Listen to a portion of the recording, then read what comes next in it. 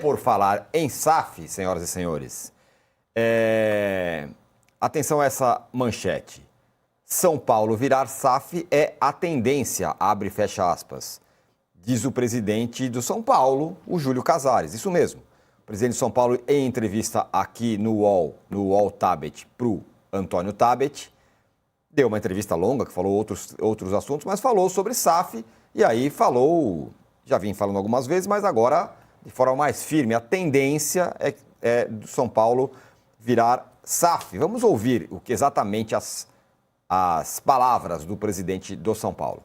A SAF, eu acredito que o melhor modelo, eu não sei nem se vai ser uma SAF, mas qualquer parceria como essa que estamos tentando realizar, vai ser algo que prioriza a gestão do futebol, não o aventureiro. Sim. Eu não posso permitir que você faça um grande resultado aqui, um ano eu ponho ele no outro clube, não. Ele tem garantidores que esse jogador da SAF fique um tempo e que a gestão do clube tem que ser majoritária. Sim ou não?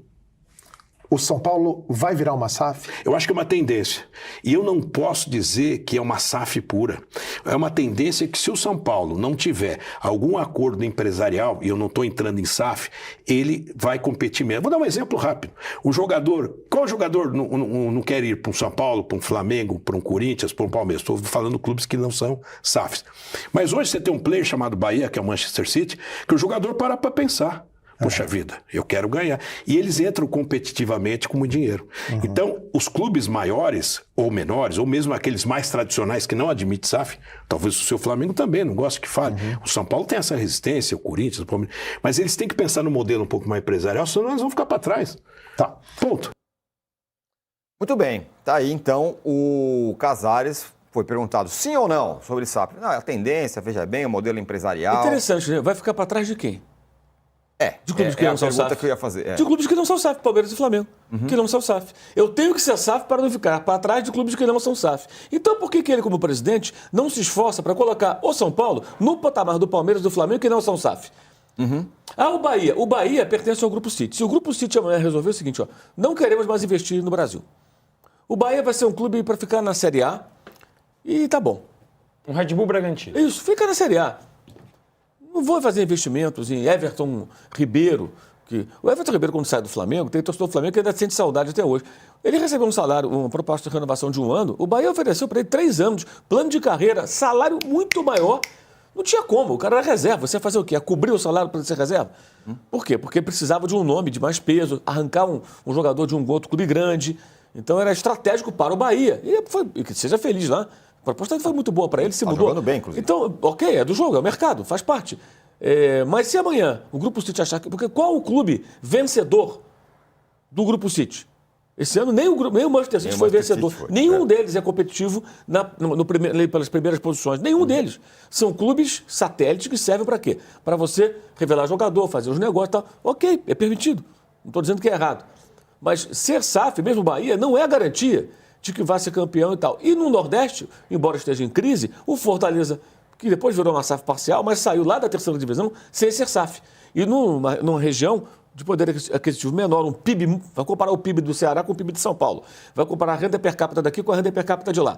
É tudo muito diferente, a diferença é abissal. Então o Ceará saiu do buraco, né? O Palmeiras saiu do buraco, o Flamengo, mas o São Paulo também é enorme. Não pode ser, tem que virar SAF. Por que tem que virar SAF? Não ficou claro, não explicou. Não explicou. Eu acho mais engraçado isso. Vamos ficar para trás. Para trás de quê? De quem não é SAF. Então faça um trabalho para colocar o São Paulo no patamar do Palmeiras. Só que isso leva tempo. Isso vai levar anos. Esse é o problema.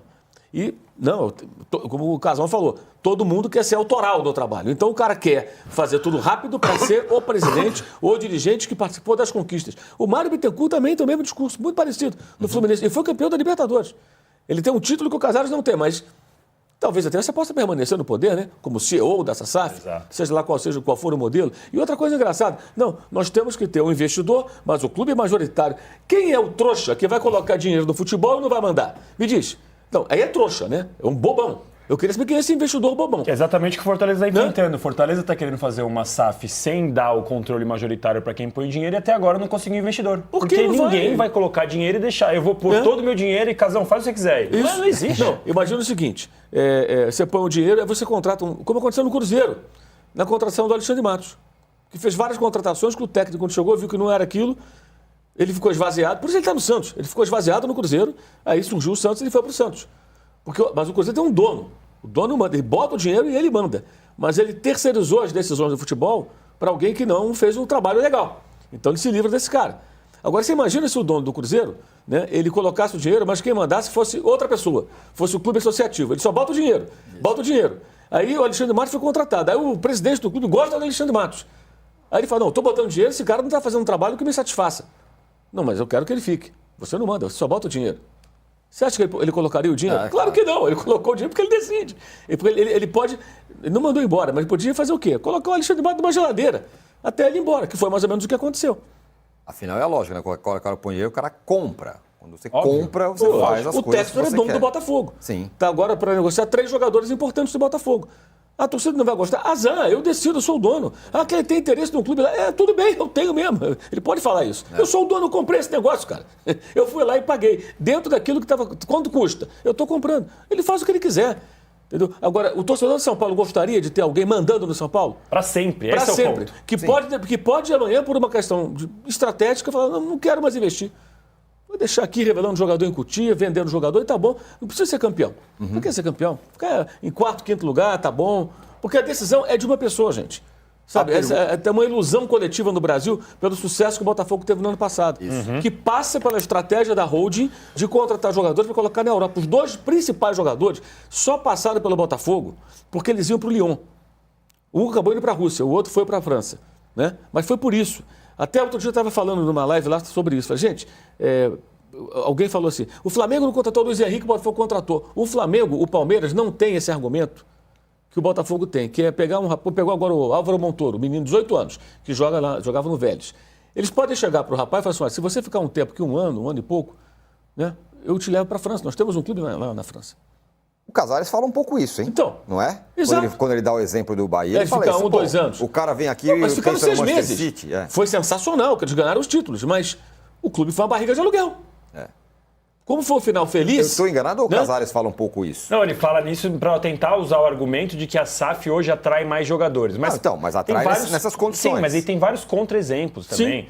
O próprio, hoje, o Red Bull Bragantino, que não é uma SAF, tem estabilidade.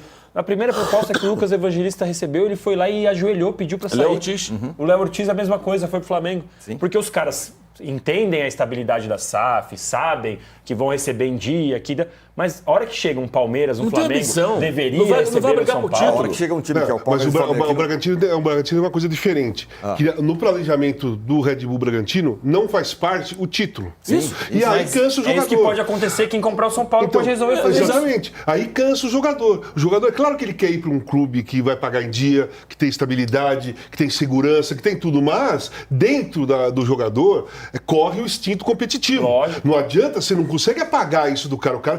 A gente nasce com isso aí pequenininho. E você vai, quando você começa a jogar em clubes ou categoria de base, os treinadores vão desenvolvendo essa competitividade dentro de você. É uma das coisas que quando o jogador sobe pro profissional, é analisado antes dele subir. Qual é o nível de competitividade que esse garoto tem? Pô, ele tá, o cara entra com tudo, o cara quer ganhar. Visibilidade, né? O Léo Ortiz deu aquele passe de 3 dedos no Flamengo, ficou a semana toda no Red Bull, ia mostrar uma vez e acabou. Então, exatamente. Então, cara, é normal que hoje o Evangelista escolha o Palmeiras. É normal. E na minha visão, que o Casares falou, ele deu como exemplo negativo. Ele não quer que o São Paulo seja igual o Botafogo fez. Chega jogador, fica lá um ano e vai embora. Foi isso que eu entendi. O interesse dele é fazer uma SAF que o jogador que seja igual ao Bahia. Que fique 2, 3 anos, fique um tempo. Não chegar, jogar um ano e ir embora. É isso que ele não quer. Mas eu também não quero, mas entre ele querer... Só uma coisinha. Eu acho que o Bragantino esse ano deu uma guinada. Deu uma mudada de mentalidade, por causa do Fernando Seabra. E tá lá em cima, né? Aí... E vale até para ele, se amanhã ele estiver bem, Fernando Seabra, e aparecer um clube grande querendo contratar, ele vai ficar no Bragantino? Isso aí. O Palmeiras manda embora o Abel e fala, Fernando Seabra, eu quero você. Que não era Palmeiras e Flamengo é diferente, né? Então...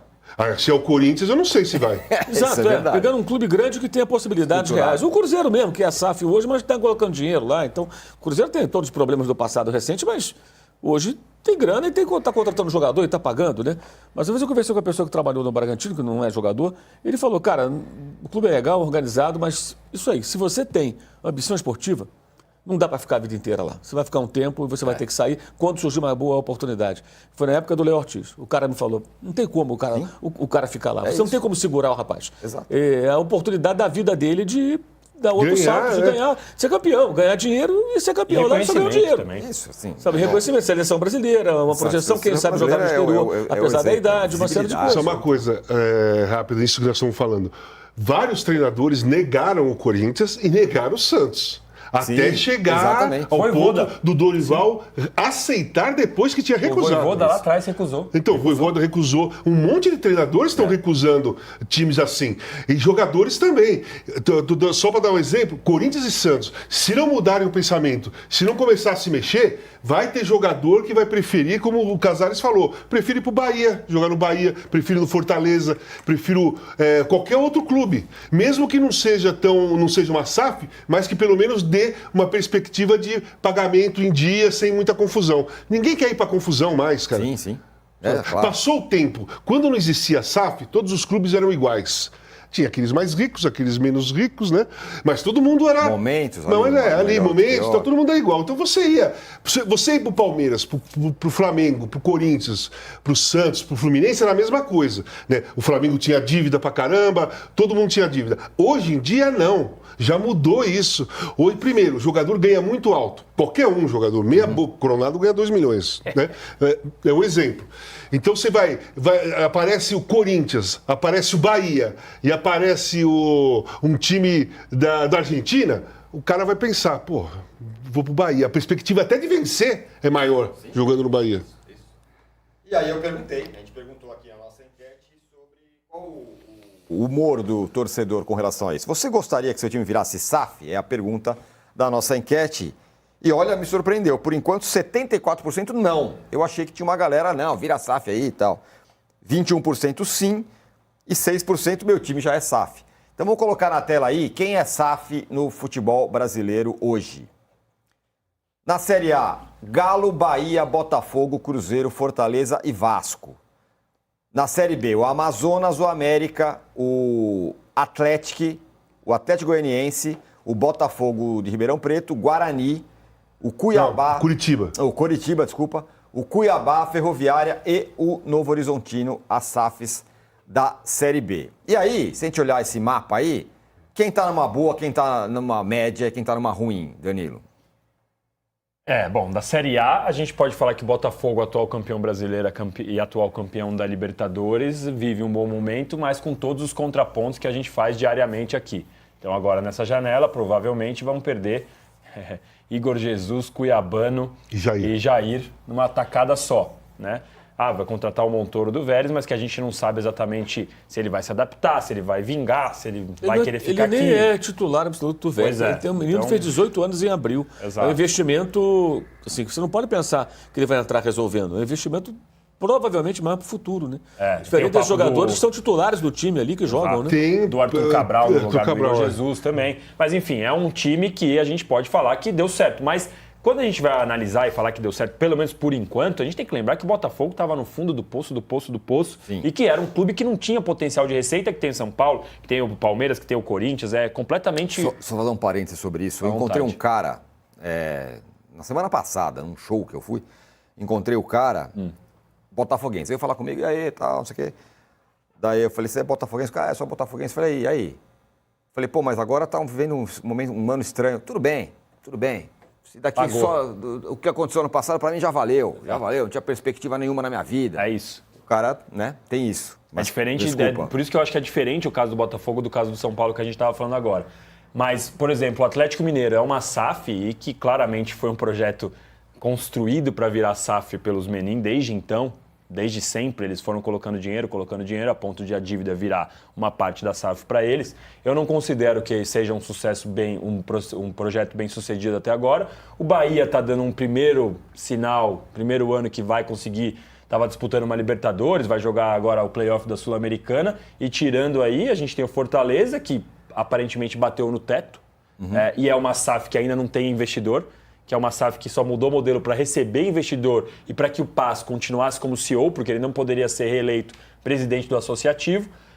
E o Vasco, que aí a gente até tem que colocar todos os asteriscos possíveis, já até está com asterisco ali, né? Porque é a 777 que teve o problema, que foi uma avaliação erradíssima sobre qual era a empresa que poderia comprar o Vasco e que agora está tentando encontrar outro. Agora, sucesso de que o torcedor pode falar que beleza, valeu o preço, eu acho que é só o Botafogo. E olha, porque é o que você falou. Estava no chão, estava sem nenhuma perspectiva e de repente acordou e é campeão brasileiro e campeão da Libertadores. Agora, vai continuar assim? Acho que não, acho que a tendência é só piorar. Eu entendo o torcedor, a cabeça desse torcedor do Botafogo. Sim. Porque todos os torcedores são assim. O torcedor do Corinthians, o ano passado, quando o time começou a dar uma arrancada, começou a ganhar de todo mundo para fugir do rebaixamento, as dívidas existiam, eram altíssimas também, mas estava tudo bem. Né? Aí passou esse ano, no Campeonato Paulista, defenderam o Augusto. Foi durante o Campeonato Paulista. Perfeito. E o Corinthians foi campeão. Passou isso, o time está mal, o time não consegue ganhar, foi eliminado da pré-Libertadores, eliminado da Sul-Americana, está mal no Brasileiro, começa a pesar, aí começa a ter uma revolução. Mas a revolução, o que incomoda o torcedor é o time jogar mal, é o time não ganhar. É a visão do torcedor. E tem outra coisa, eles têm total razão, porque não são eles que têm que pagar a dívida. Ele paga o ingresso para ir ver o time jogar. Então ele fica invocado irritado com o time quando não joga bem, quando perde. A parte do clube, quem tem que pagar, quem tem que se preocupar é a direção, é o presidente, é o conselho que tem que se preocupar em manter o clube saudável financeiramente. Não é o torcedor. Então, pro torcedor é isso mesmo. Sim, sim. O cara quer ver o time ganhar. Quer ver o time ganhar. As histórias felizes, elas aparecem mais, né? Eu acho o seguinte, o torcedor do Botafogo, eu conheço vários que pensam assim, tá? Eu até... Alguns que são amigos meus, né, amigos próximos, eu falo, cara, mas tem que pensar no seu clube no longo prazo. Vamos analisar a situação do Botafogo. Qual é a realidade do Botafogo? O Botafogo fez um jogo outro dia com o Internacional, lá no Engenhão, goleou 4-0, né? Tinha nem 7 mil pagantes. O Botafogo não tem receita, o Botafogo não gera receita, o Botafogo não tem a torcida nacional. O Botafogo tem um tamanho específico, é um clube grande, tradicional, mas ele tem um potencial X. Os investimentos feitos para você ter um time tão forte como no ano passado são absolutamente desproporcionais em relação à receita. Então, por que você investe? Qual o sentido desse investimento? Na minha visão, fazer parte de uma holding num ambiente desregulamentado, sem o fair play financeiro, onde você pode contratar a rodo e pode jogar os jogadores para lá e para cá. Veja a quantidade de negociações. Ele fez pouquíssimas negociações vendendo jogador e lucrando. Basicamente Jefinho vai para lá, fulano vem para cá, Segovinho vai para o Molenbeek, volta... É isso. Negociações entre o Lyon, Molenbeek, Botafogo, quase todas assim. Agora com os russos, o Luiz Henrique, né? Agora conversando com o grego lá, que é dono do Nottingham Forest, que é dono do Olympiacos. É o cara que está... Pode comprar a base do São Paulo. É o cara que pode... que já falaram que queria comprar também a SAF do Vasco, tudo, que é um personagem controverso, podemos dizer assim, né? Bem controverso. Outro dia invadiu o campo para dar uma bronca lá no técnico do Forest, lá o Nuno Espírito Santo. Insatisfeito com o trabalho o cara fez um trabalho espetacular. O time quase foi para a Liga dos Campeões. O time já foi campeão europeu, mas é um time pequeno dentro do futebol inglês já há algum tempo, já há décadas, né? Então, o que acontece? Essa é uma SAF que ela funciona dentro dessa engrenagem que é interessante nesse momento para esse investidor, que trabalha com vários investidores. Né? É diferente do Cruzeiro. O Cruzeiro tem um cara que é rico e bota dinheiro. O John Textor trabalha com investidores. Agora há algum tempo quer fazer a IPO, quer entrar na Bolsa de Nova York, não conseguiu. Tentou comprar um clube na Inglaterra, não conseguiu. Ele não é dono do Crystal Palace, tem 43%, ele não é majoritário. E os outros 3 que detêm os mais de 50% que controlam o futebol. Quando foi campeão agora da Copa da Inglaterra, ele não montou aquele time, ele não participa daquilo. Ele estava lá, claro, ele é um dos donos. Ele é o maior acionista, que tem a maior fatia, 43%. Mas os outros juntos têm mais do que ele. E os outros juntos definem tudo. Então ele não tem. Eles ficam. Ele já tentou comprar parte dos caras, os caras tentaram comprar parte dele, ofereceram um pouco, ele não aceitou. Ele tentou comprar o Everton, mas aí o dono da Roma, que é outro americano, foi lá e comprou o Everton, ele não conseguiu. E para ele era estratégico ter um time na Premier League que ele controlasse para conseguir entrar na Bolsa de Nova York. Não conseguiu. Então tem uma série de penduricalhos e problemas que ele tem que resolver. Várias bombinhas armadas, e a maior bomba é o Lyon, que continua com rebaixamento encomendado pela questão das dívidas, desesperadamente tendo que vender jogador para atingir uma meta X financeira e escapar do rebaixamento. Então, é uma situação muito complicada, muito complexa que a holding está vivendo, e o Botafogo está no meio. Não sabe o que vai acontecer com o Botafogo. Pode ser que ele pegue 2, 3 jogadores e ponha no Botafogo para valorizar, pode ser que ele venda todo mundo para poder fazer dinheiro. É uma incógnita. Então, esse torcedor que só olha para o ano passado, ele ignora que a vida vai continuar. E o Botafogo vai seguir. E ele não sabe qual é o futuro. Pode ser interessante e pode ser tétrico, como já aconteceu com vários clubes importantes. Eu tenho citado sempre o caso da Sampdoria. O Casão jogou lá na Itália, conhece bem. A Sampdoria foi campeã. Era um time, duelava com os times do norte do país, os mais fortes. Final de Champions. Final de Liga dos Campeões. Acabou de cair para a terceira divisão. O último jogo em Genoa, o estádio lotado, eles ganharam, aí perderam a última rodada e foram rebaixados. Com torcida apoiando do lado da terceira divisão. Todos os clubes na Itália, na Europa, têm dono. Então é uma SAF também. Sim. Mas e aí? O Genoa, o rival, foi rebaixado. Quem era o dono? 777. Hertha Berlim na Alemanha foi rebaixado. Quem era o dono? 777. E o Vasco? Está nessa situação. Quem era o dono? 777. Então, assim, achar que um cara vai chegar e vai resolver tudo é desconhecer, inclusive, o futebol lá da Europa, que tem inúmeros casos de clubes com dono e fracassados. Que é coisa mais simbólica que o Textor. O Botafogo foi campeão, ele pegou o cheque da Libertadores e fez o quê? Pagou as dívidas do Lyon. Isso. Porque é um caixa só para ele, é uma coisa só, é uma empresa só. Se o Flamengo é campeão, se o Palmeiras é campeão, eles pegam o dinheiro e fazem o quê? Investem pro próximo ano. Se o Palmeiras revela 3 garotos da base, como revelou, o que tá fazendo? Contratou milhões e milhões agora. O Botafogo não. O Botafogo pegou o Jair por 15 do Santos e tá passando por Nottingham Forest junto com mais 2 por um pacote, e o Jair ficou 6 meses no Botafogo. O Ricardo Rodrigues manda uma mensagem aqui com o contraponto, falando para você. O Danilo esquece que o Cruzeiro esteve em vias de encerrar as operações e agora disputa a liderança do Brasileiro e tem um técnico semifinalista de Champions League. Como isso não foi uma melhora? Calma. Não, assim, uma coisa é melhora, outra coisa é a gente falar que é sucesso. Melhorou, mas não podemos esquecer que há 2 semanas o Cruzeiro foi eliminado da Sul-Americana num grupo que tinha Palestino, Muxuque Runa e União Espanhola. Sim. Calma. Tá brigando pela liderança, tá tentando. Só que qual foi o preço disso? Até onde o Pedrinho vai topar colocar esse dinheiro? Lembrando, o Ronaldo era o dono, e o Ronaldo chegou e era muito mais consciente no sentido de dívidas e mercado do que é o Pedrinho. O Ronaldo olhou e falou, não, esse clube aqui tá quebrando. Eu preciso gastar tanto, foi xingado, aí vendeu o negócio pro Pedrinho. O Pedrinho chegou, apaixonado do jeito que é, colocou o Alexandre Matos, lotou o Mineirão para apresentar o Dudu. Dudu praticamente nem jogou pelo Cruzeiro, lotou o Mineirão para contratar o Gabigol é reserva, e está conseguindo um trabalho agora que parece ser uma melhora. Temos que ter calma, porque, de novo, há 2 semanas a gente estava discutindo aqui a vergonha, o vexame que foi o Cruzeiro ser eliminado numa Copa Sul-Americana num grupo ridículo. Sim. Então, calma. Como é o nome dele? É Danilo. Não, Danilo é você. Danilo é ele. Danilo é você, é o Ricardo. Ricardo, calma, Ricardo. E tem outra coisa, assim, o Cruzeiro é um modelo, assim, é um SAF mecenato. O cara é apaixonado pelo clube, tem muito dinheiro, então ele vai botando dinheiro lá. E quando o Pedrinho não estiver mais entre nós, né? Todos nós vamos embora algum dia, né? Pode ser a qualquer momento. Como é que vai ser? A família vai sustentar? Vai bancar? Porque é quase um hobby. É quase um hobby. O clube vira um hobby de alguém. É uma paixão, mas é um hobby. Eu amo esse clube, eu tenho muita grana, eu vou colocar dinheiro lá. E acabou. Ponto final.